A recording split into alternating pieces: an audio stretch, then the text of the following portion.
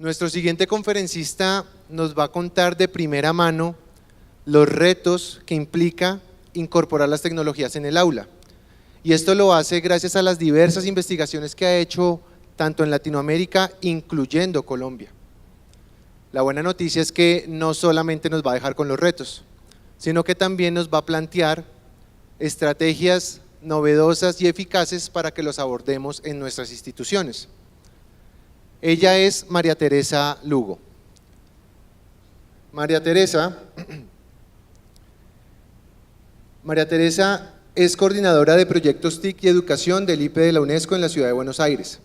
Es magíster de nuevas tecnologías aplicadas a la educación de la Universidad Autónoma de Barcelona.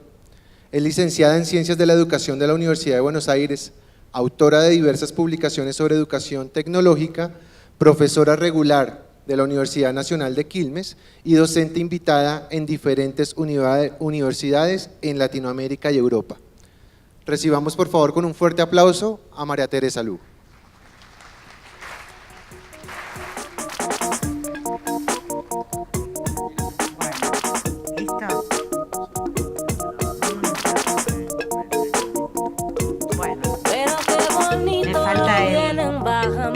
Con ramos de flores lo van adorando, pero qué bonito lo vienen bajando, con ramos de flores lo van adorando.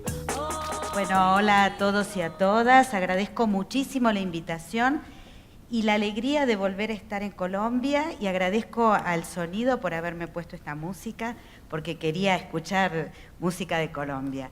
Lo que voy a presentarles tiene que ver con esto que planteaba Óscar, del trabajo que venimos realizando en el Instituto Internacional de Planeamiento de la Educación de la UNESCO desde hace unos cuantos años, no voy a decir muchos, no voy a dar el dato para no sentirme más, a ver qué palabra voy a usar, más experimentada. Así que bueno, y voy a convocarlos también de alguna manera a que me acompañen en esta mirada que es el trabajo desde las políticas TIC en educación, desde las políticas educativas, es decir, esta mirada más macro, pero también con una mirada que va a terreno, que va a las instituciones educativas.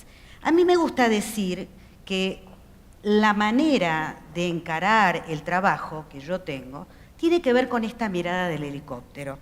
Es decir, ni tan en terreno como si yo estuviera conduciendo un automóvil y la ruta me va presentando escollos, baches, dificultades, y no tengo esta distancia estratégica, me gusta plantear a mí, que me permite en el proceso de planeación, y todos ustedes, los que están aquí en el auditorio, pero también los que nos están acompañando desde las distintas zonas de Colombia en este momento a través del streaming, podemos visualizar la necesidad de ir en este proceso acompasado entre la mirada más macro, pero también esa mirada más micro, y que nos permite estar cerca de las necesidades de nuestros estudiantes. Entonces, dicho esto y planteado este enfoque con el que voy a trabajar, voy a ir compartiendo con ustedes algunas de las ideas que hemos venido investigando, desarrollando y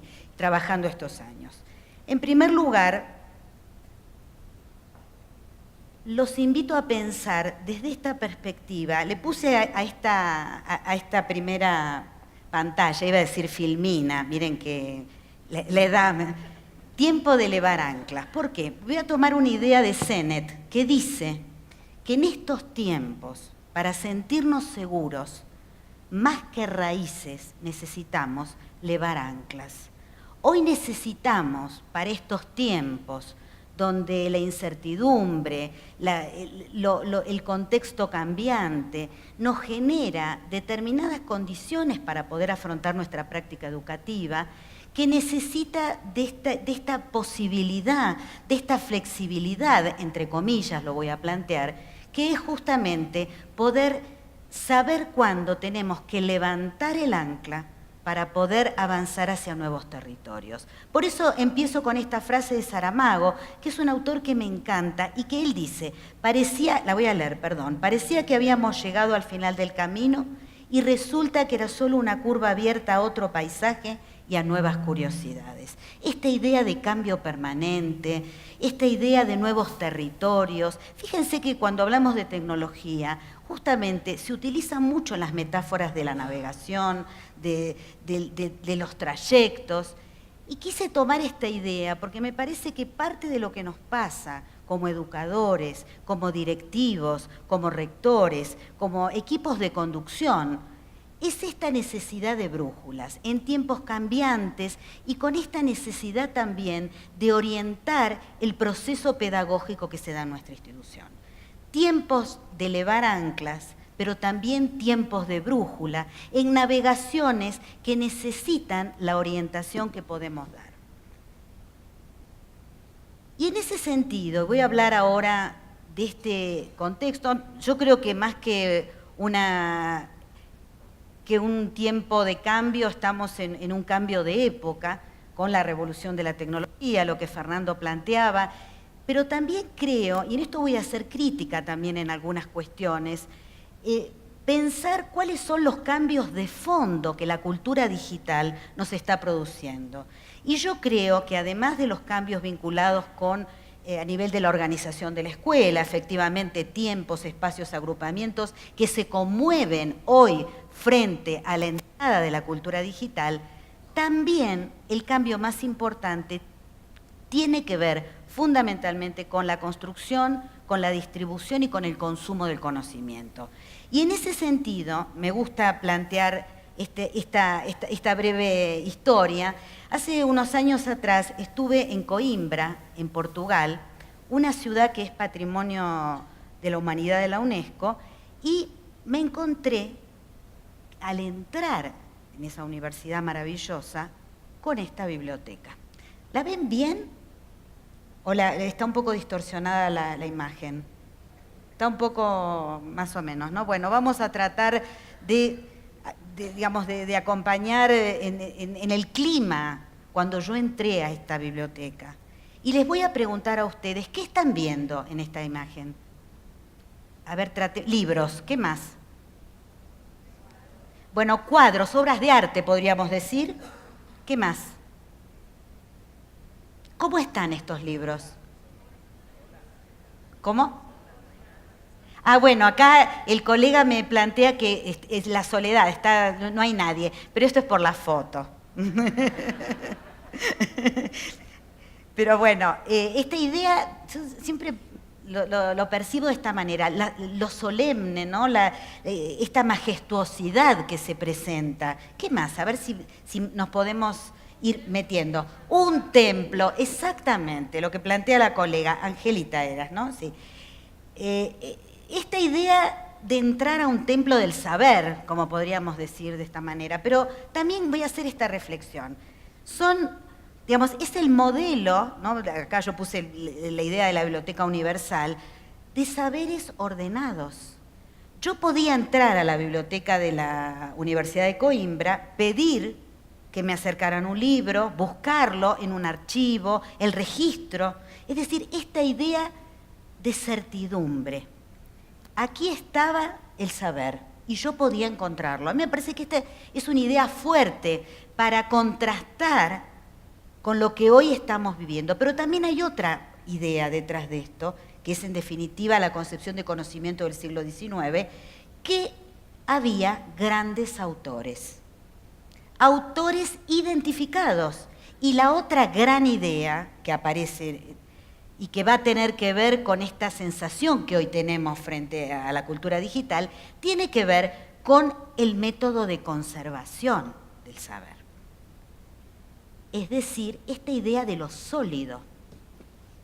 Ustedes todos lo conocen a Bauman, ¿no? Que se ha hecho célebre con ese bestseller que escribió sobre el amor líquido, pero además de hablar sobre las relaciones personales, es un filósofo que reflexiona muchísimo sobre este tema del conocimiento en la cultura digital. Yo se los recomiendo porque ilumina muchas de estas, inclusive emociones que sentimos frente a esta realidad que tenemos hoy. Y en relación con eso yo diría el tema de los soportes, estos soportes físicos, conocimientos estables, grandes autores, lo sólido. Y traté de buscar una foto, una imagen, en relación con lo que hoy podemos vivir de nuestra cultura. Y es esta. Y después me di cuenta que en realidad no era la más adecuada. A ver, ¿qué ven en esta foto? Desorden, ¿qué más?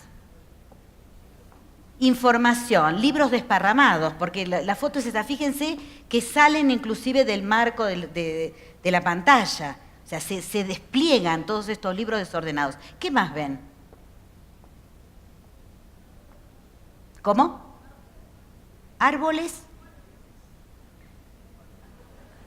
Árboles muertos. Qué interesante reflexión. Nunca me la habían dicho.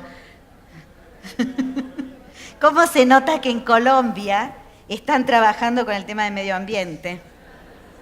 Ahí se nota, ahí se nota. Bueno, ¿qué más vemos? Es una metáfora esto, ¿no? ¿Qué más? A ver.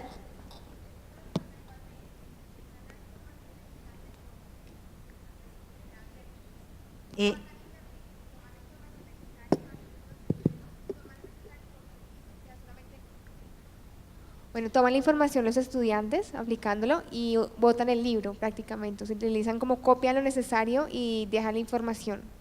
La colega ve una visión crítica en esta imagen sobre esta idea de tomar en internet y tirar el libro, ¿no es cierto?, de botarlo. ¿Qué más podemos ver? ¿Cómo? Ay, no, perdón, no escucho. Incertidumbre, ¿y qué más? Una más, vamos. La colega estaba ahí preguntando. Un terreno incierto, están diciendo. ¿Cómo? Un terreno incierto. Un terreno incierto. Vamos a quedarnos con estas ideas. Un terreno incierto, incertidumbre, yo diría desorden, ¿no?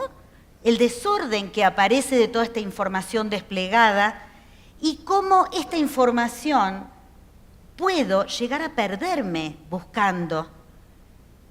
Pero también hay otras cosas que no se reflejan en esta imagen y que necesitarían de una nueva imagen, y los convoco a que ustedes piensen también cuál sería la mejor imagen para representar en el sentido de una metáfora la cultura de hoy. Y tiene que ver con la pérdida de estos grandes autores, esta idea de la colectividad, esta idea de que juntos podemos escribir, esto de que, digamos, ha cuestionado inclusive lo que es el copyright, los derechos de autor, esto que hace inclusive que las editoriales, las discográficas, estén cambiando su modelo de negocios para ver cómo hacen para esta fuerza de la cultura digital en relación con la autoría. Conocimiento estable, dijimos en la biblioteca de la Universidad de Coimbra, acá diríamos justamente es esta idea de lo inestable, de lo incierto, como dijo alguno de ustedes, y creo que de alguna manera esto nos lleva a repensar el lugar de la escuela, el lugar de la educación formal, el lugar de nosotros como educadores, el lugar de los proyectos educativos institucionales en este contexto de incertidumbre. ¿Y cómo hacemos para, frente a este desafío de elevar anclas, como dice Sennett, poder trabajar generando espacios de apoyo, espacios de contención, brújulas, como dije antes, siguiendo con estas metáforas de la navegación? ¿Y cuál sería el sentido? Fernando traía algunas ideas en relación con esto y me parece interesante plantear cómo, frente al sentido, y acá voy a hablar, como les decía, desde el helicóptero, un poquito más arriba, con esta mirada más macro, desde las políticas. ¿Y qué están haciendo hoy los países de América Latina? Colombia no es una excepción en ese sentido, para poder capitalizar lo que hace a la cultura digital y las tecnologías de la información y comunicación para mejorar su vida, para mejorar el desarrollo humano, etc. Y ahí voy a dar dos ideas. En definitiva, son dimensiones, pero a mí me gusta pensarlo como racionalidades para entender las políticas. Y la primera tiene que ver con esa racionalidad más social, que hace que muchos de nuestros países, hoy en la región prácticamente son todos en América Latina, que incluyen la tecnología en sus sistemas educativos, computadores para educar, el Plan Ceibal en Uruguay, Conectar Igualdad en Argentina, etcétera, etcétera, etcétera, Red Enlaces en Chile. Bueno, muchos de los países hoy están encarando políticas públicas que apuntan a democratizar el conocimiento. Este sería un primer sentido y un primer motivo que habla de la inclusión y de la igualdad. Y también de la justicia, en relación a que aquellos que hoy están excluidos van a estar mucho más excluidos si no acceden a la información y al conocimiento que hoy circula principalmente por Internet. Esta sería una primera cuestión. También hay una racionalidad económica que tiene que ver con el mercado laboral, con el acceso a los puestos de trabajo, con la competitividad de un país. Pero también hay una dimensión pedagógica que habla, y a mí me gusta plantearlo en estos términos, del corazón curricular de las políticas educativas. ¿Y por qué lo planteo en estos términos? Porque yo creo que hoy, y de alguna manera esta dimensión pedagógica me permite a mí ver el desafío principal que tienen hoy nuestros países y cada una de nuestras instituciones educativas para poder construir una mejor educación, ofrecer calidad educativa a través del impacto de las tecnologías. Coincido con que la solución a los problemas de América Latina a nivel educativo no es la inclusión de la tecnología, pero sí que sin la tecnología estamos con una pata menos, estamos no aprovechando la fuerza y el impacto que puede tener como ayuda y como apoyo para, en definitiva, hacer una mejor escuela. Y yo creo, cuando tomo esta idea de que una escuela conectada es el lugar privilegiado de la inclusión, ¿por qué lo pienso? Conectada no solamente con la tecnología de la información y la comunicación o con la cultura digital, sino conectada en el sentido de no estar aislada y de poder formar parte de una red de información, pero sobre todo de una red de conocimiento. Ya Fernando distinguía entre información y conocimiento. Yo creo que esto es importante que lo tengamos como uno de los puntos centrales, porque en definitiva es el sentido último de la inclusión de la tecnología.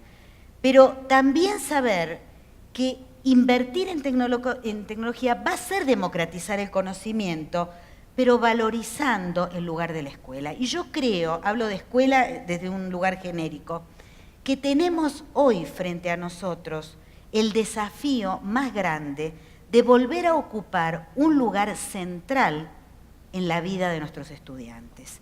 Ustedes saben, no hablo de sus escuelas, sino de otras escuelas a las que recorro y en las que camino y acompaño en sus procesos, que hay cierta desvalorización con el lugar de la educación y con el lugar de lo que hacemos. Entonces yo creo que esto es una oportunidad, lo planteé primero a nivel de un país, pero también para cada uno de nosotros. ¿En qué sentido? En el sentido de poder ocupar un lugar hacia nuestras generaciones futuras, de ser mejores escuelas, de ser mejores educadores para poder enseñar nuevas cosas, pero también de una manera diferente.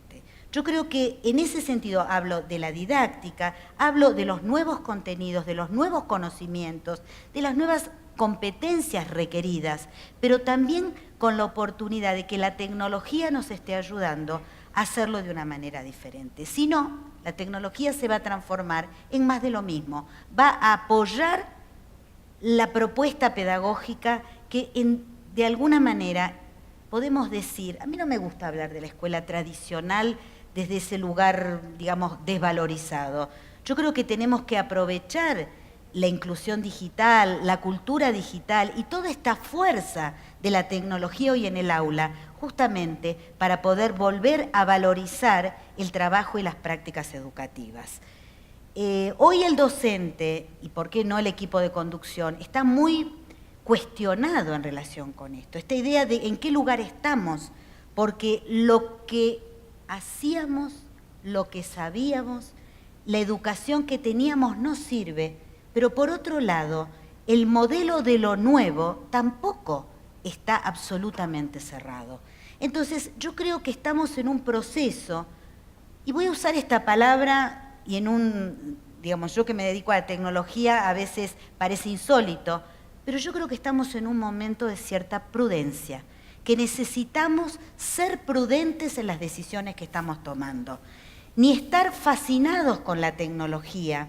A veces ustedes lo saben que utilizamos un modelo de solución busca problema, y esto en la planeación es un problema justamente. Aparece una solución tecnológica y veo a qué problema pedagógico voy a articular esa solución tecnológica. Cuando en realidad, y ustedes todos planifican, saben que es al revés, uno planifica a partir del problema, viendo cuál es el problema que tengo que resolver y en relación con eso busco qué metodología, qué didáctica, qué recursos son los más adecuados para resolver el problema. Muchas veces con la tecnología hacemos un camino inverso, es decir, encontramos una solución tecnológica, por ejemplo, Facebook o redes sociales como algo fantástico, y veo cómo voy a aplicar redes sociales para enseñar física, para enseñar matemática, para dar educación en valores, cuando en realidad es al revés, es decir, ¿cuál es el desafío cognitivo? ¿Cuál es el desafío pedagógico que yo voy a tener?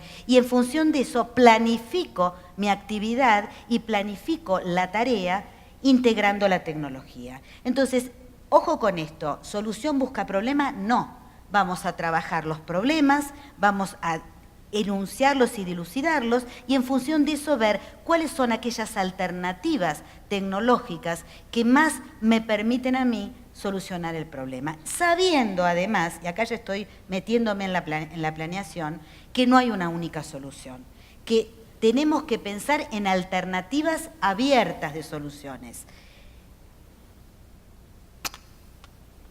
Y voy a hablar de brechas. Voy a hablar de brechas porque pensar en la tecnología indudablemente me lleva a trabajar en este tema. Hoy todos hablan de la brecha digital, la brecha de los países, la brecha que distingue regiones urbanas de rurales, es decir, la brecha del acceso. Esta brecha en América Latina se está achicando, en principio porque se abarata el costo de la tecnología y en ese sentido podríamos decir que es una brecha que con las políticas públicas se está achicando. Sin embargo, la brecha más compleja no es esta del acceso, a pesar de que la conectividad sigue siendo la gran deuda pendiente que tenemos en la región.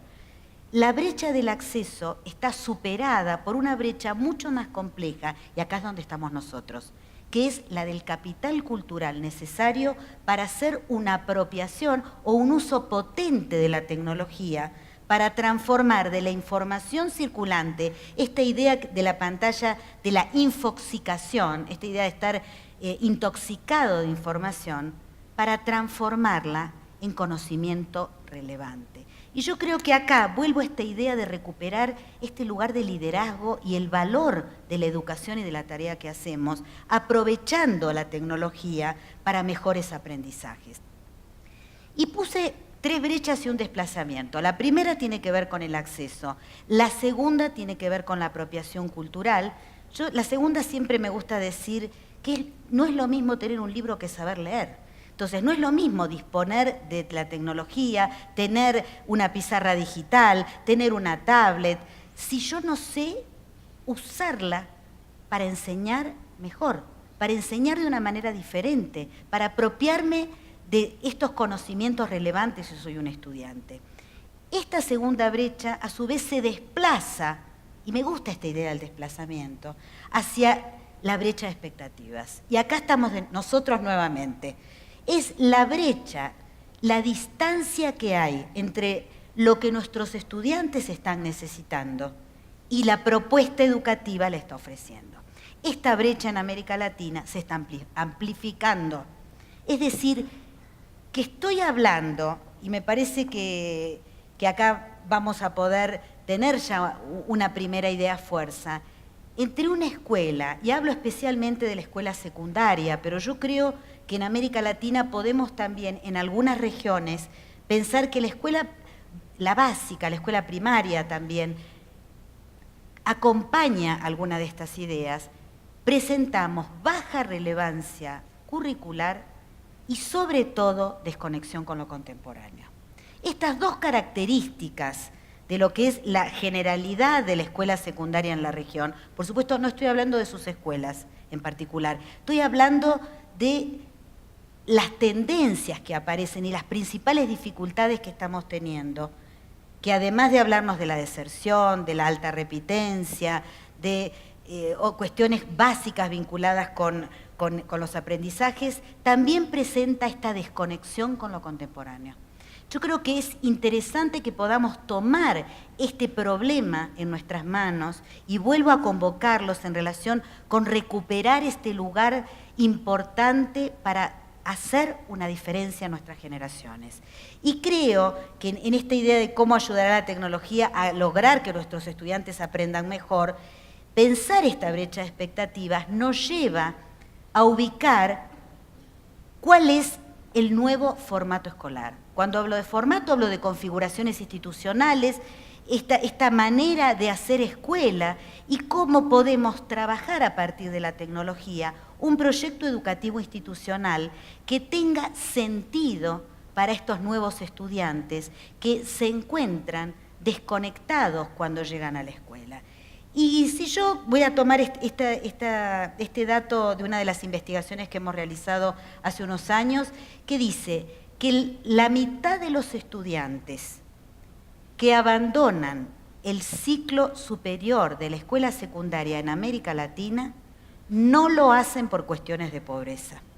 Si no lo hacen por cuestiones de pobreza, lo están haciendo, entre otras cosas, por esta brecha de expectativas, por la falta de conexión con lo contemporáneo, por la necesidad de escuchar a estos estudiantes, lo cual, sin ningún lugar a dudas, va a ayudar a que podamos conectar con lo que es hoy las necesidades de estos niños y niñas y estudiantes de toda la región. Y si nosotros decimos, esta música, ¿ustedes la escuchan o la estoy escuchando yo? Ah, bueno, estamos en Colombia, ¿no? Eso me gusta. Si nosotros decimos que la principal causa no es la pobreza, sino que es el desinterés, para generalizar, estoy simplificando una investigación de mucho tiempo, diría, es en primer lugar recuperar esta idea de que nuestros estudiantes no son todos los mismos, que tienen diferencias tanto intrageneracionales, que sería esta foto, pero también tienen diferencias intergeneracionales con nosotros los adultos. Esta cuestión me permite a mí pensar que es necesario trabajar con distintos trayectos. No puedo uniformar en la propuesta del formato escolar en relación con las diferencias de los estudiantes. Entonces, esta sería una primera idea vinculada con este cambio de formato. Pero también, retomando lo que planteaba Fernando, no conocen un mundo sin comunicación móvil. Es decir, no están en una situación de afuera o adentro de la conexión hacia la tecnología. Y yo creo que poder pensar esto, que no navegan, porque los chicos no navegan, navegamos nosotros, los adultos, viven conectados, le pedimos en la escuela que se desconecten. Y voy a dar un ejemplo polémico, y sé que mucha gente no está de acuerdo con esto que voy a plantear, pero si hay una tendencia a nivel de la normativa que hemos relevado de punta a punta de América Latina, es la prohibición del uso de los celulares en el aula. Es así. Algunos más explícitos, otros menos explícitos. Entonces, esto es de alguna manera para que lo pensemos, porque les estamos pidiendo que se desconecten y no estamos quizás aprovechando la posibilidad que la conectividad móvil o los celulares pueden llegar a tener para el aprovechamiento pedagógico. Pero ojo, son tecnologías disruptivas, esto lo sabemos en el aula, son disruptivas. ¿Qué necesitamos? Y yo creo que necesitamos nuevos acuerdos, necesitamos nuevos reglamentos de convivencia, vamos a necesitar también brújulas para poder acompañar este proceso de inclusión de tecnología. Son, en definitiva, como algunos dicen, aprendices del nuevo milenio. Y estos estudiantes que tenemos hoy, como decía Fernando, fragmentan la información, priorizan imágenes y sonido, y todo lo que ya sabemos, sin embargo, lo hacen solos. Esto es lo que me interesa. Y acá volvemos a estar nosotros, como educadores, como directivos, como rectores, como inspectores, muchos supervisores que están haciendo el esfuerzo para entender todos estos procesos y que también se sienten, por un lado, desilusionados, porque, como ha dicho un pensador, esto de que el mundo ya no es lo que era. Y no es lo que era. Entonces, ¿dónde me ubico yo en este lugar? Y para eso vuelvo a esta idea del formato y voy a hablar de planificación. Y para eso voy a tomar en los últimos 16,17 minutos que me quedan, esta idea del proyecto pedagógico institucional o el proyecto educativo institucional y cómo podemos, desde el lugar que hoy estamos, integrar la tecnología con sentido pedagógico. Voy a tomar una idea de un psicoanalista francés muy conocido, que se llamaba Jacques Lacan. Lacan no hablaba de tecnología, pero él decía que para poder entender, yo necesito ver, comprender, actuar. Necesito estos 3 momentos. Entonces yo lo voy a estirar a esta idea de Lacan y la voy a aprovechar para lo que tenemos que pensar nosotros en relación con nuestras escuelas.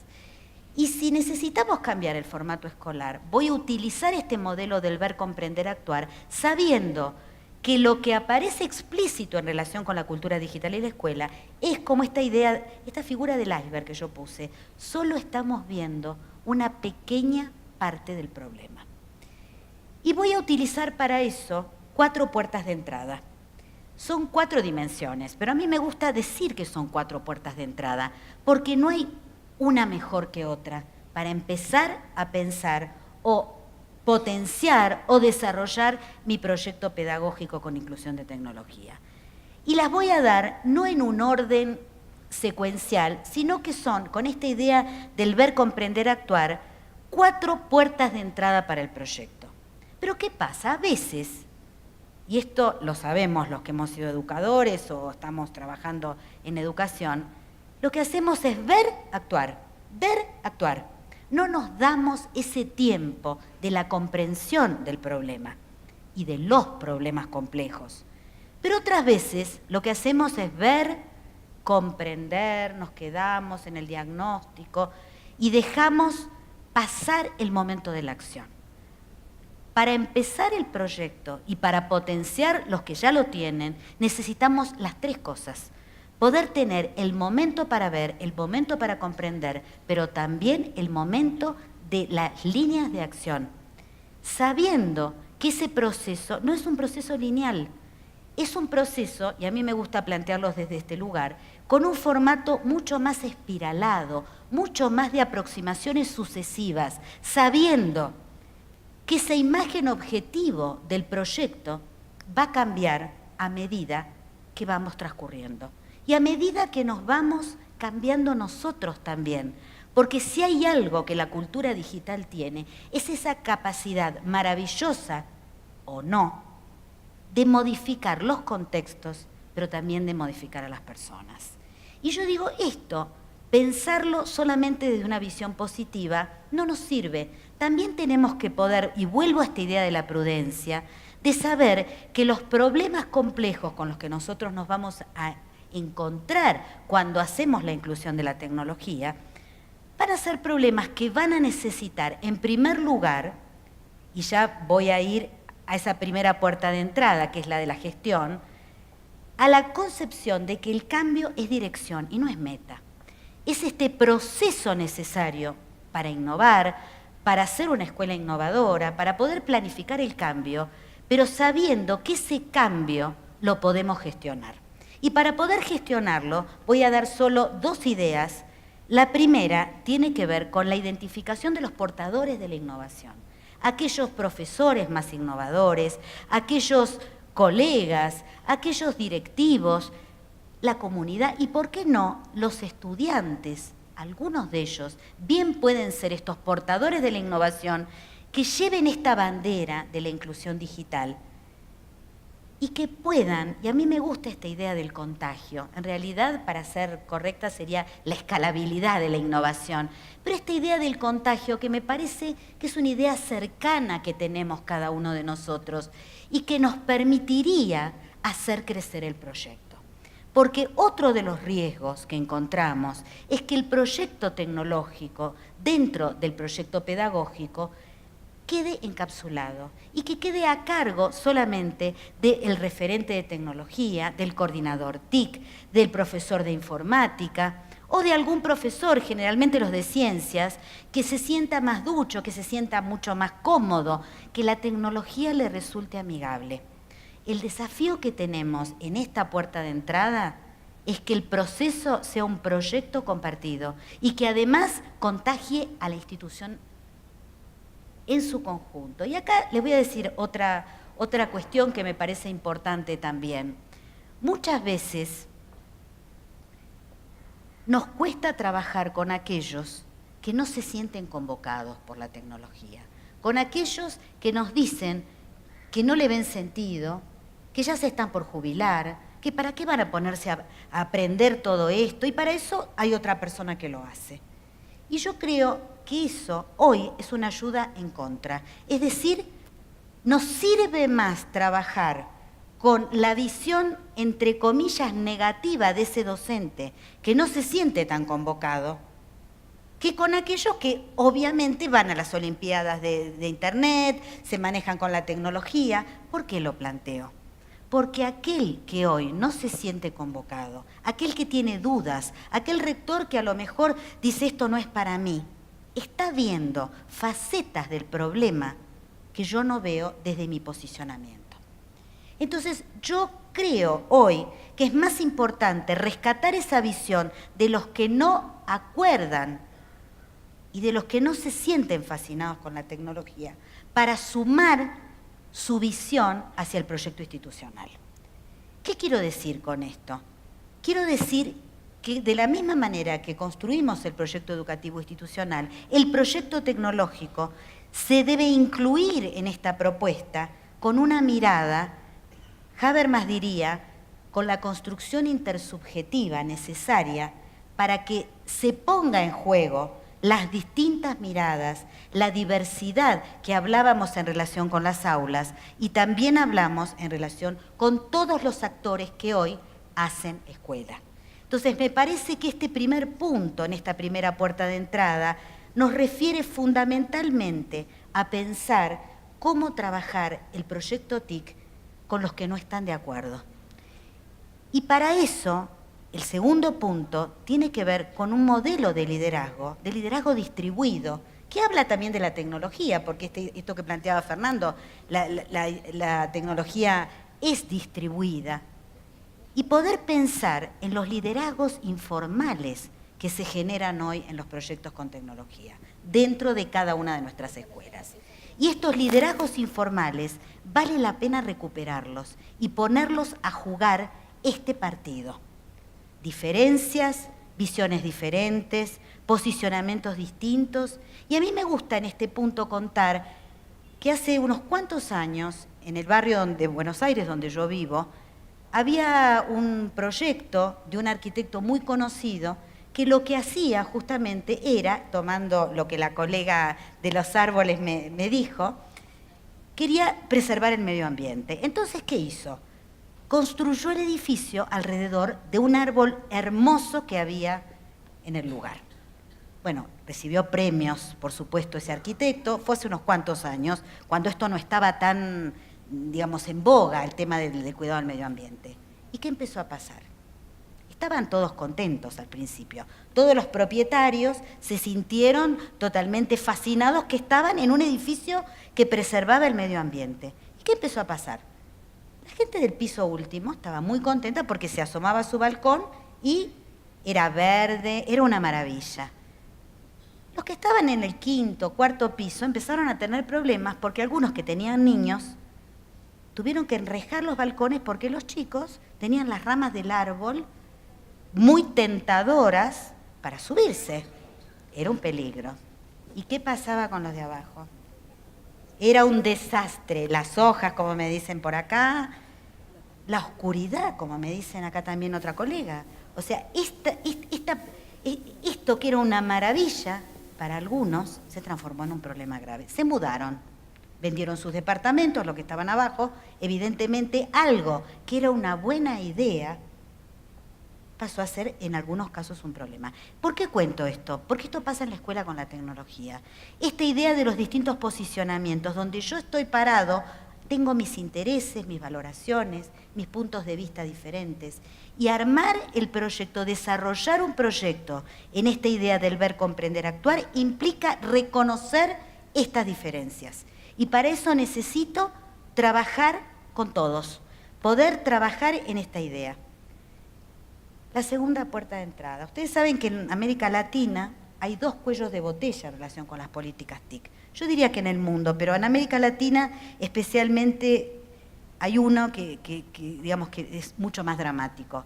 Una tiene que ver con la formación docente, o sea, cómo preparamos a nuestros profesores, a nuestros maestros, para que puedan integrar la tecnología realmente haciendo una diferencia, enseñando mejor. Y el otro es el tema de la reparación y el mantenimiento de los dispositivos. De eso no voy a entrar. Entonces, a esta pregunta, ¿qué formación docente necesitamos? Yo le agregaría otra cosa. ¿Qué formación docente y directiva necesitamos para poder hacer todo esto? El otro tema en América Latina es que los directivos y los inspectores son los grandes olvidados de todo este proceso. O sea, esto yo celebro que hoy estamos en este espacio con los colegas que están en las zonas remotas, acompañando en la reflexión y en esto que a mí me gusta decir, que es la conversación ampliada que nos permite la tecnología. Pero esto no es común, es decir, no es tan habitual que las administraciones educativas de nuestros países generen instancias de acompañamiento, herramientas de gestión y de planificación para los equipos de conducción. Y generalmente lo que ocurre es que los directivos o los inspectores asisten a la capacitación que se le da a los profesores, pero que necesitan otras herramientas, necesitan herramientas de cómo planificar este cambio. Entonces, esto es una alerta, esto es algo que me parece importante plantear, y no es por demagogia, porque ustedes sean rectores, sino porque evidentemente esto es un punto crucial que hace que la diferencia entre una escuela innovadora y otra escuela sea el liderazgo de sus equipos directivos. Y no alcanza con solamente los profesores, necesitamos de estos directores. Entonces, cuando a la pregunta de qué formación docente necesitamos, yo le agrego la de los directores, voy a dar solo estas poquitas ideas que tienen que ver, en primer lugar, con entender que la unidad de cambio, del cambio tecnológico, del cambio pedagógico con tecnología, no es el docente aislado, es la institución educativa. La segunda tiene que ver con qué tipo de propuesta de formación. Ustedes saben que en una de las investigaciones de la UNESCO se llegó a esta conclusión: 3 horas de formación situada, es decir, de capacitación o desarrollo profesional, como se llama en distintas latitudes, en terreno, o sea, en la institución educativa, equivalen a 30 horas de formación tradicional, es decir, en cursos tradicionales fuera de la institución. 3 a 30 en efectividad. Esto refuerza esta idea de las comunidades de práctica, de las posibilidades fundamentales que hacen el trabajar los problemas con otros, las comunidades de profesores, las redes de profesores. Yo creo que esto, que muchas veces se plantea como, voy a decirlo de una manera metafórica, pero como que es más lindo trabajar con otros, pero que en realidad uno aprende más cuando está solo frente a los problemas del aula o frente a los problemas de mi institución, está totalmente refutado con estos datos duros de la UNESCO de 3 horas en la escuela equivalen a 30 horas de curso tradicional. Entonces yo digo, renovemos no solo qué estamos enseñándole a nuestros profesores, sino en la manera en que se los estamos enseñando. Los formatos de capacitación también tienen que acompañar esta innovación y esta revolución tecnológica. Saber que necesitamos salir de la alfabetización digital básica. Todavía en muchas escuelas de nuestra región se sigue manteniendo el formato laboratorio aislado y no se trabaja con esta idea distribuida de la tecnología o lo que planteaba Burbules en relación con la ubicuidad y la necesidad de que la tecnología circule, de que nos permita estar con otros, estar conectados. El corazón curricular, esta es la otra puerta de entrada, entrar por los contenidos, por las competencias, por las habilidades y desarrollo curricular en relación con aprender nuevas cosas, pero también aprenderlas de una manera diferente, trabajando con trayectos diferenciados. Este es el potencial fundamental, diría yo, que tiene la tecnología en la construcción de conocimiento. Esta capacidad de poder trabajar con los distintos ritmos de aprendizaje en el aula, con los distintos estilos de aprendizaje, poder trabajar las distintas inteligencias. Todo esto hace que la tecnología bien utilizada me permita a mí generar oportunidades de aprendizaje. Yo creo que este punto es el punto del diseño de estas actividades, es lo que me va a permitir a mí potenciar estas actividades y sobre todo, y acá voy a entrar en un tema polémico también, y sé que hay mucha gente que no está de acuerdo cuando yo digo esto, pero me parece que también parte de nuestra tarea es reflexionar sobre la tecnología y no, digamos, también tener una visión crítica sobre algunas cuestiones. En este punto está el tema de los contenidos digitales. ¿Qué es y qué no es un contenido digital? Y acá voy a utilizar una idea fuerza. Si se puede imprimir, no es un contenido digital. ¿Esto qué significa? Que tener espacios virtuales, plataformas como cementerios de PDFs, de alguna manera, donde se cuelgan PDFs que luego se imprimen, le estamos sacando la fuerza de lo digital en cada una de nuestras escuelas. Entonces yo creo que poder pensar la naturaleza cambiante del contenido digital, esta capacidad ad hoc que tiene el contenido digital en relación a mis problemas pedagógicos, a mi contexto, esta capacidad de contextualización que tiene una buena plataforma y que me permite a mí, en esta idea de plataforma adaptativa justamente, ir generando lo que voy necesitando a la medida de mis problemas educativos. Entonces, tomar esta idea del contenido digital desde este lugar de naturaleza cambiante, de transformador, de compartido, me permite a mí también, y yo creo que acá es una de las principales tesoros que tenemos en relación con el contenido y con lo digital, dar un salto y hacer una diferencia y poder pensar en esta línea de una escuela innovadora. Y el rol del docente, lo que siempre me preguntan, ¿no? Bueno, ¿y cómo queda el docente en todo esto en relación con los contenidos digitales? Y a mí, digamos, me gusta esta metáfora del curador de contenidos, curador en el sentido de cuando en una exposición, en un museo, ¿no? Se trabaja con los cuadros, que en realidad el curador no es que no es que pinta los cuadros o las obras de arte, lo que hace es, de alguna manera, su mirada, su recorrido sobre estas producciones.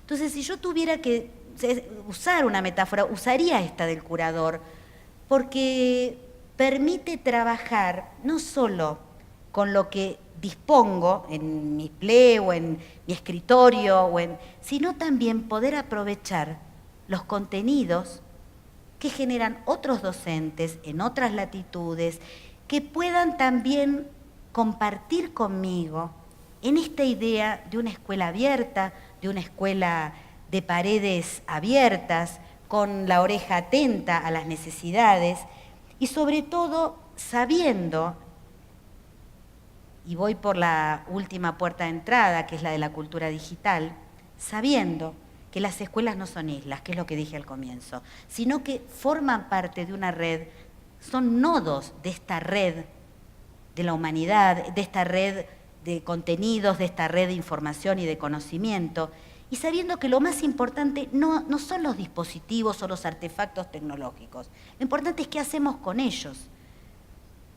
Douay, que es un un pensador y un autor muy interesante que en su libro La Gran Conversión Digital, que recomiendo siempre, hace una reflexión muy potente acerca de la cultura digital, que no habla de la educación, está hablando de la cultura digital y del conocimiento y de la vida que tenemos.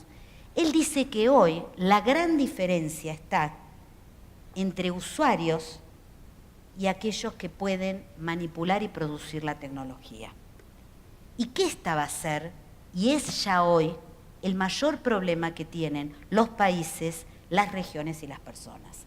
Aquellos que pueden, con esta idea del hacker que planteaba Fernando, que pueden hacer un uso potente y crear la tecnología, son los que se van a diferenciar de aquellos que solamente la van a poder utilizar, a lo mejor muy creativamente. Y acá voy a hablar de algo que tiene que ver con el corazón curricular, pero que es importante hoy tener en cuenta y que tiene que ver con la enseñanza de la programación y de las ciencias de la computación. Ustedes saben que después de muchos años de defenestrar la enseñanza de la computación, hoy muchos países ya están incluyendo en su currículum ciencias de la computación como un espacio obligatorio dentro del diseño curricular. ¿Y por qué? Por esto que dice Dewey, por la necesidad de empoderarnos y no consumir la tecnología que hacen otros, sino tener la capacidad de entender esto que Fernando planteaba, que es la nube. Las tecnologías no son neutras. Tenemos que poder entender, y en esto ustedes dirán, ¿qué tiene que ver la programación con lo que yo hago? Y a mí me gusta decirlo de esta manera. Cuando nosotros programamos, cuando estamos planificando el proyecto pedagógico, también estamos entendiendo estos procesos de diseño y producción. Entonces necesitamos, como educadores, entender algo de qué es esto de la programación, qué es programar desde de las cuestiones lógicas que hay detrás de la programación. Entonces, esta es una invitación a que empiecen a involucrarse, que no se lo dejen a otros. ¿Qué es esto de programar? Algunos lo ven vinculado con los robots, pero no solamente. Se puede programar sin computadoras. Entonces, todo lo que hay detrás de estos procesos.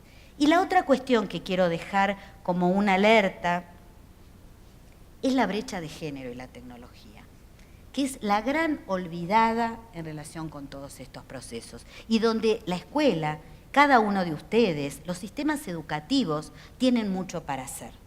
Ustedes saben que hay una diferencia muy grande entre el acceso de las niñas y de las jóvenes a las carreras de ciencias, de ingeniería, de ciencias de la computación, en relación con los varones.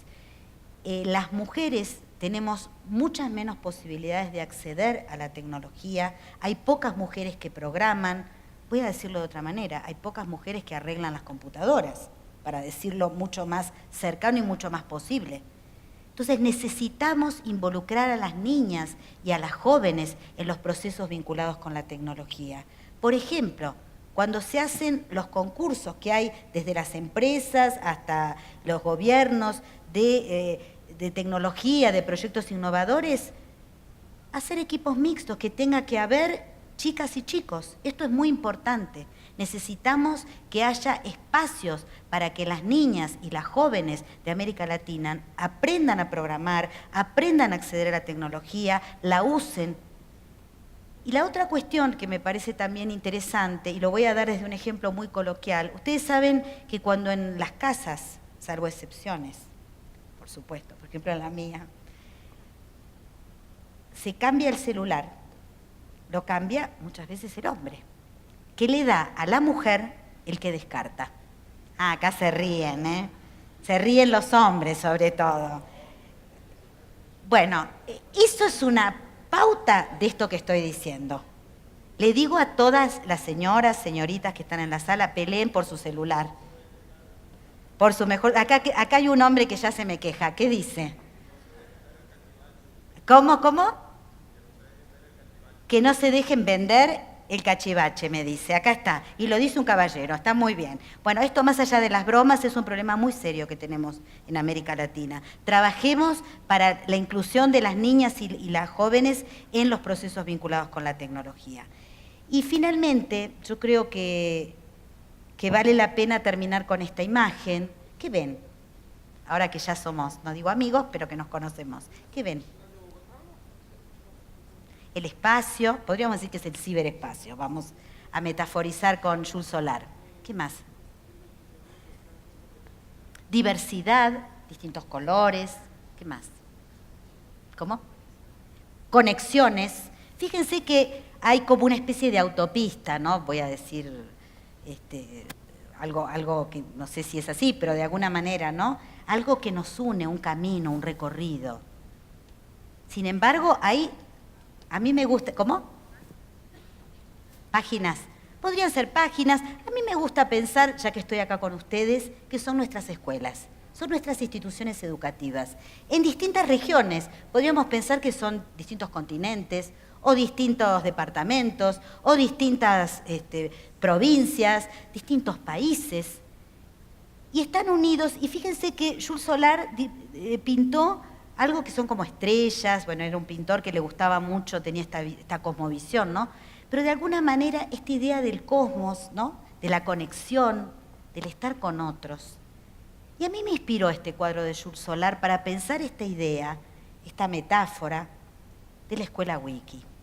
Y de pensar una escuela que pueda estar articulada con otros, que pueda estar fundamentalmente unida con otros. Esta idea de red, de comunidad, de compartir.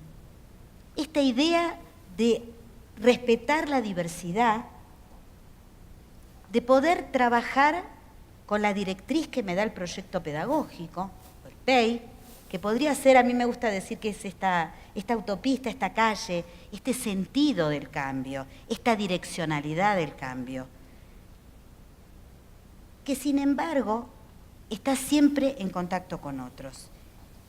Y esta escuela Wiki, que es una metáfora, ustedes sabrán, me permite a mí imaginar la ubicuidad, el aprendizaje ubicuo, me permite a mí potenciar estas redes de colaboración, pero sobre todo, y aquí estoy hablando del punto central con el que comencé, y es que juntos somos más inteligentes, pero no por buenos, sino por esta idea de inteligencia ampliada, esta idea de lo distribuido que la tecnología me permite, las plataformas, las redes, las aplicaciones. Pero ¿cuál es el verdadero valor? Es esta idea de la ampliación. Por eso hablé de esta conversación ampliada que estamos hoy teniendo con ustedes, que están aquí en Bogotá, más todos los otros puntos remotos.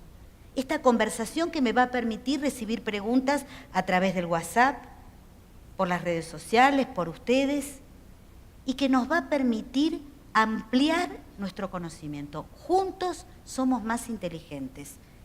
Esto que hablábamos de autoría, grandes autores y hoy autoría colectiva. Esta posibilidad de amplificación que en definitiva me permite a mí decir esto, de que el conocimiento que se comparte, y con esto termino, no se divide, sino que lo estamos multiplicando. Muchísimas gracias.